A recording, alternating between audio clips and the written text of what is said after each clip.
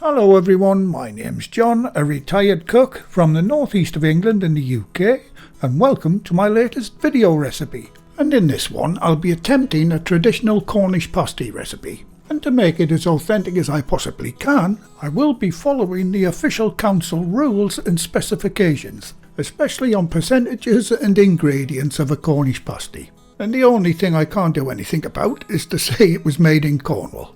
And if you want to check it out yourself, I'll leave a link to those rules and specifications in the description box below the video. You can see the ingredients list and full written method for this recipe on the recipe page on the channel's website. And the link to that page and lots more is in the description box under the video.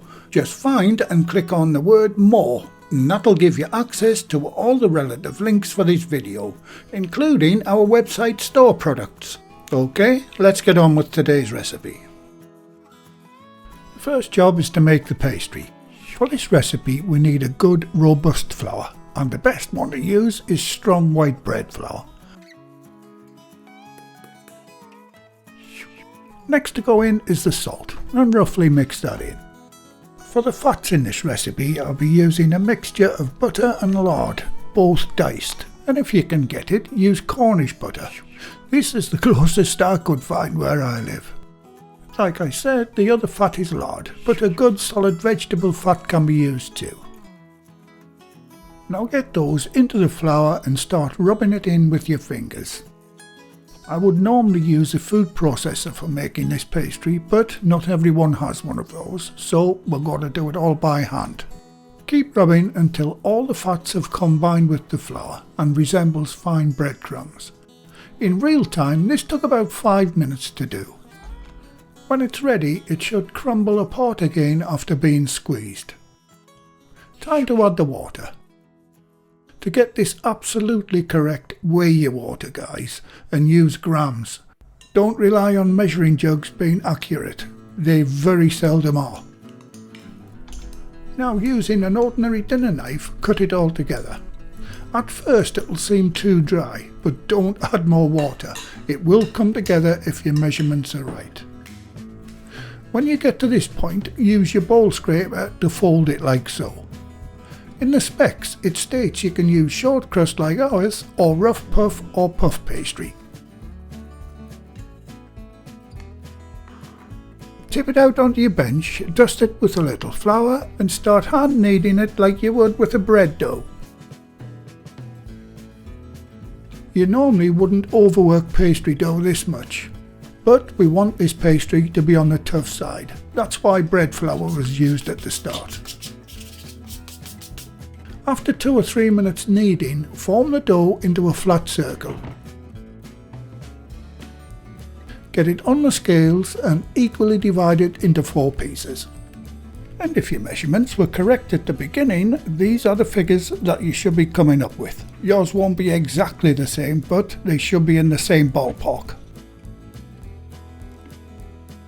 And a very quick mention to the channel's Patreon, PayPal, Super Thanks and YouTube's new membership supporters.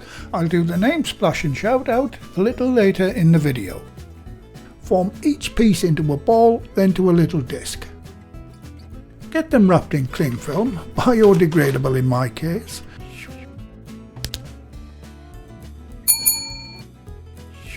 Now they need to be refrigerated for at least 1 hour. On to looking at the 3 veg we need for these beautiful pasties. The first is the potatoes. I like to use a nice waxy variety like these Redskins. The second veg to use is swede. And if you can't get swede where you live, turnip or rutabaga is the only other alternatives. And the only other vegetable is a medium-sized white onion.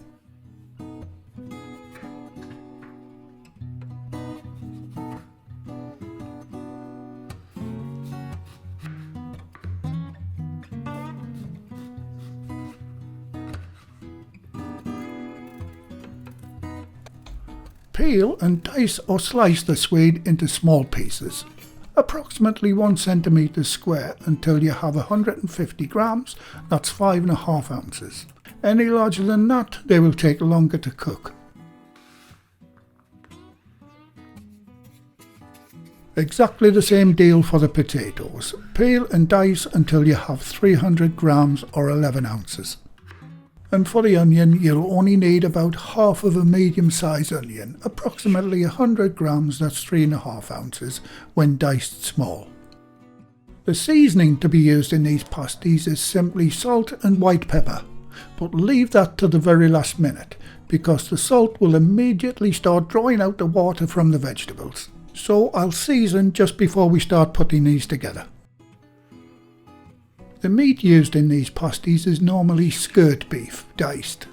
It also states in the rules, minced or ground beef can be used too.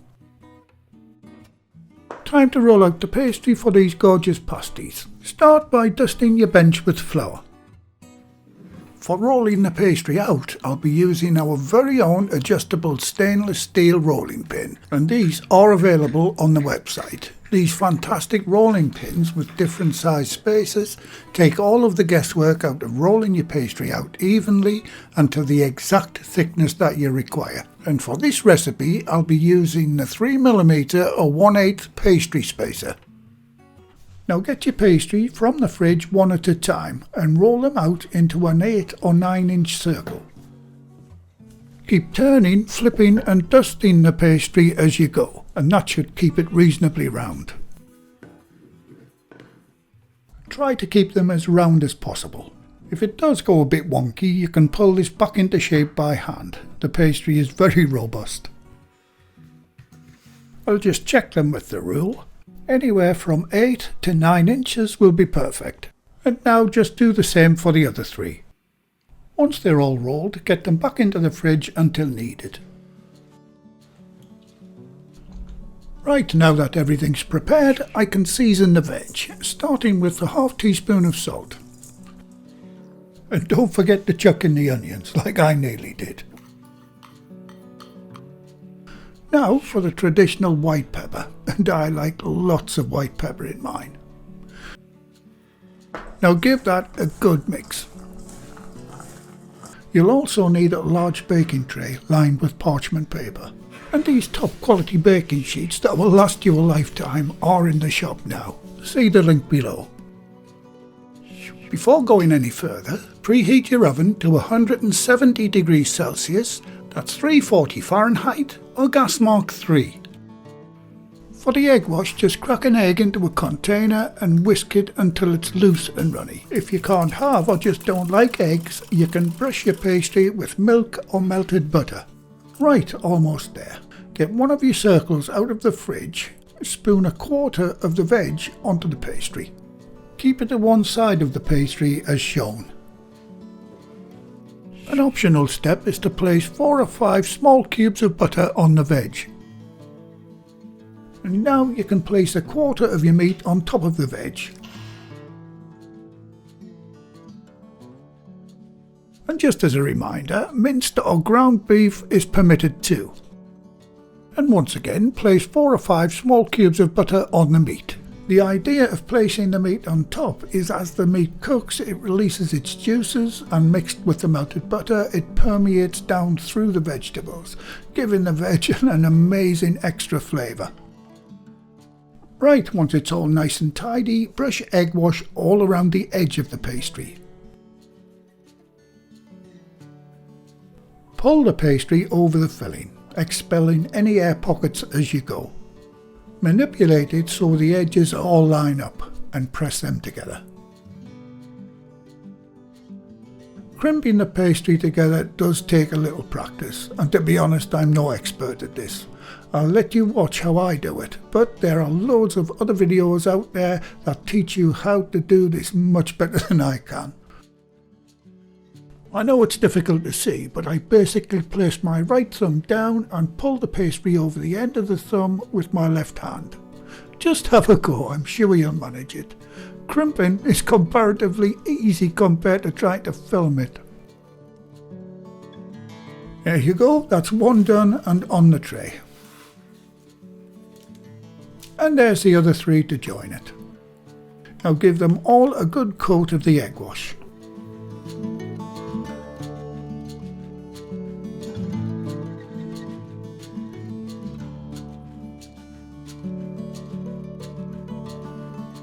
and using a sharp pointy knife poke a chimney vent hole in each one. And that's it, your wonderful Cornish pasties are done and ready to bake. Get them into the preheated oven and set your timer for 45 minutes. Now if you've cut your vegetables larger than 1 centimetre, they will need a little longer to bake. And while those beautiful Cornish pasties are baking, I hope you don't mind if I give my very latest Book 5 a quick shout out. This latest release features 12 all new bread recipes not found in any of my previous 4 books, along with even more brand new recipes for air fryers, pies, cakes and desserts and much more. The book also includes interactive elements such as QR codes linking directly to step-by-step video tutorials for each recipe. And you'll find links for all 5 books in the description below the video. Right, time's up on these outstanding pasties and they're looking amazing. And the aroma. It has a distinct mixture of meat, white pepper and vegetables. It really is quite delightful. And if you wouldn't mind guys, if you found the video useful and enjoyable, can you give the video a like by hitting the thumbs up? It really helps the channel tremendously. Right, I'll let them cool on the rack for 10 minutes and when I come back I'll get stuck into one. Right, they've been cooling for about 15 minutes now. So I'll cut one open and let you see what they're like on the inside. They look absolutely mouth-watering. Time for a try. And whoa, that pastry is crisp and absolutely delicious, and the filling has cooked to perfection. It's moist, it's tender, and it has incredible flavours. Well, I hope I've done these Cornish pasties justice and up to an acceptable standard. And I'd like to thank the proud people of Cornwall for sharing this outstanding pasty recipe with the world. A massive thumbs up for this true culinary masterpiece. And as promised earlier in the video, here is the latest name splash and shout out list, including YouTube's brand new loyalty membership supporters. And they are Paul Dancy, Cecil Hansen, Mark Center 8877, Julie Heaton 6955, Jens K 3250, Rachel's Homemake It Homestead 2826, Janetti Spaghetti and Brad Wilkinson. And there's also one who wishes to remain anonymous. Thanks very much guys, I really do appreciate all that you do in supporting the channel. Well, thank you again for watching. Please like, share, comment and subscribe by hitting the circle above. If you do subscribe, activate the bell icon next to the subscribe button on my channel page. And by doing that, you'll be automatically notified every time I upload a new video. And in the meantime, here's a few of my other videos and playlists that you may want to watch. So, until the next time, be safe in your kitchen and bye for now.